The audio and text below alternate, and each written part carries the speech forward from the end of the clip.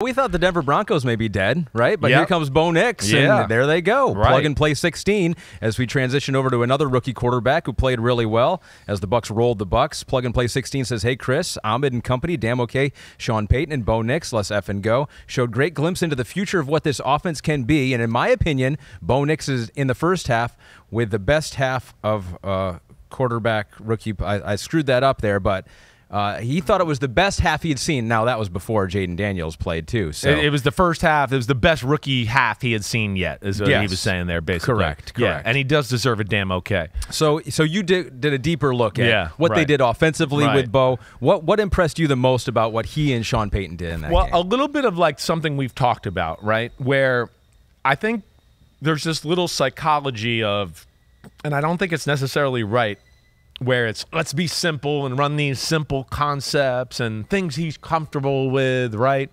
And it's just too basic, and it's really doing a disservice to a lot of these young quarterbacks, right? You've heard me say that. I've been saying that for a while, and especially this year. This was a game where I will say with him where they opened it up a little bit. They attacked. That it started from the get-go.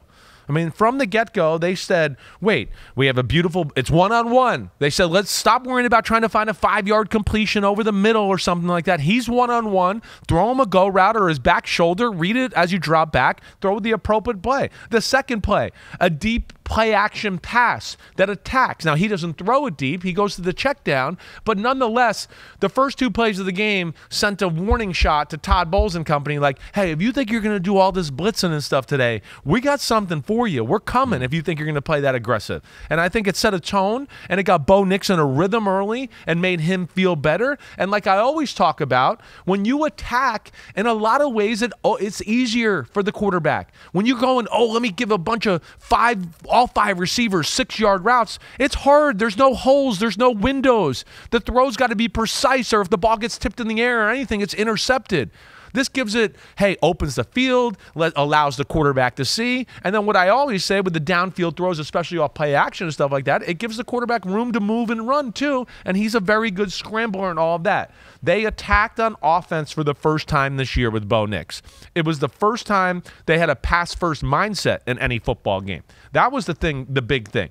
And then, the third pass was a go route down the field, attacking. So there we go. I'm talking about the first 3 plays of the game were like, screw the rookie quarterback. We're coming out today. We know you're Todd Bowles. You're going to blitz. You're probably going to play man-to-man, which, I don't always love doing that to a rookie quarterback. And they paid for it. And he was on the money and totally in control of his game throughout the day. Yeah, you wrote down that you thought Sean Payton had a pretty good idea of what Todd Bowles was going to do. You mentioned man-to-man, I wish that's something blitzing. I would have hit on a little bit more in my Before weekly the game. breakdowns and stuff like that. Just because it's I think a thing I need to remember at times a little bit more when I pick games too, to go, wait, coordinators, history, how they match up. Sean Payton has shown the ability to kind of know how to crack the code of Todd Bowles, and I wish I would have thought about that before that one because, he was all over it. What were some of the other things that Bo Nix was doing? Because you talked about in your notes the double moves, the downfield concepts.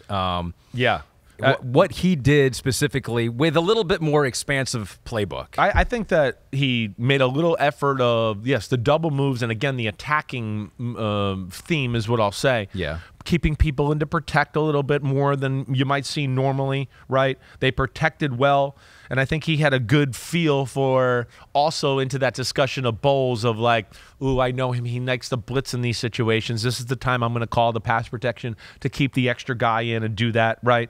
He threw the ball really well, but a lot of double moves and downfield concepts. Because, again, I think in the first 2 games, if you're watching film, you're going, wait, it's going to be 1, 2, 3, the ball's out, or 1, 2, 3, 4, 5, the ball's out, right? And it's always like a 10-yard out, a 5-yard slant, a 5-yard out, a 6-yard sticky route, like all of that type of stuff. And he's probably going, wait, Todd Bowles is usually aggressive man-to-man. These corners are probably going, wait, we're going to get a chance to jump some of these short routes as the game goes on. And he backed them off right away. And, when you do that and you hit 1 or 2 throws of doing that, it opens up everything else. Because think if you're a corner, right? Early in the game, I've seen on film they throw it short, and then all of a sudden they come out and they fake throwing it short and go deep, right? So now you're a little scarred. So now the next 2 drives, they might throw it short, but you're a little hesitant to break on it because you're like, they kind of got me the last time. I better be careful here and not over-reading this or being too aggressive. Yep. And that's what I felt like they really did. But let's see. The other thing I wanted to talk about, too, I mean, his arm is really good when he uses his legs. I think you saw that. Man, his arm has sneaky, sneaky power that I don't think he gets credit for. But the aggressive downfield concepts, the double moves, it opened up the field. And Nix was good and trustworthy. He didn't force balls. I think throughout the day, there was one throw that I looked at to go, don't throw that. That's a little too tight or stupid. But other than that, that's going to get Sean Payton to get him in the trust tree to go, wait, I can call these aggressive plays, and no, he's just not going to be Johnny Meathead and be like, I got to throw the bomb, right? And that, I think, is going to be important for them going forward. So I would anticipate the running game is going to get a little bit better because Javonte Williams a talented guy and McLaughlin talented, but they got stuffed basically. And it was your Robin Hood of Tyler Beatty, who went off for 9 carries and 70 yards. Beatty was impressive. There's 2 things about Beatty that really jumped out. It's the vision. I mean, incredible vision. I'd say he's got an advantage over the other 2 guys in that department. Wow. And then short area body control, footwork, whatever you want to call it there. But the ability to kind of like, wait, cut back. I see the cut back, and all of a sudden now I got to like jump hop to the right, jump hop back to the left, and make another cut to the left and get through that hole, and I get through the run, right? So it's stuff like that I thought was really, really good by him. They got a 3-headed monster at running back is what that kind of confirmed to me. I mean, Beatty came out of nowhere. He had 1 carry all of last year. He had 1 carry this year coming into the game, and he had 9. I don't know what it was today. I was going to look it up, and I kind of forgot because I just went on to the next game and the next film. Did McLaughlin, I wonder, did he get hurt? Did something happen there to why he started to get the carries? But either way, it looked like very comfortable in that role. And to your point, I think you're exactly right. The fact that they attacked, right? This film will put teams on notice now to be like, oh, crap, like we can't just play like, short, intermediate passing game. That's going to be the big thing. And it's also going to be like, oh, crap, the quarterback's got a little confidence here, and Sean Payton's got some confidence in him there too.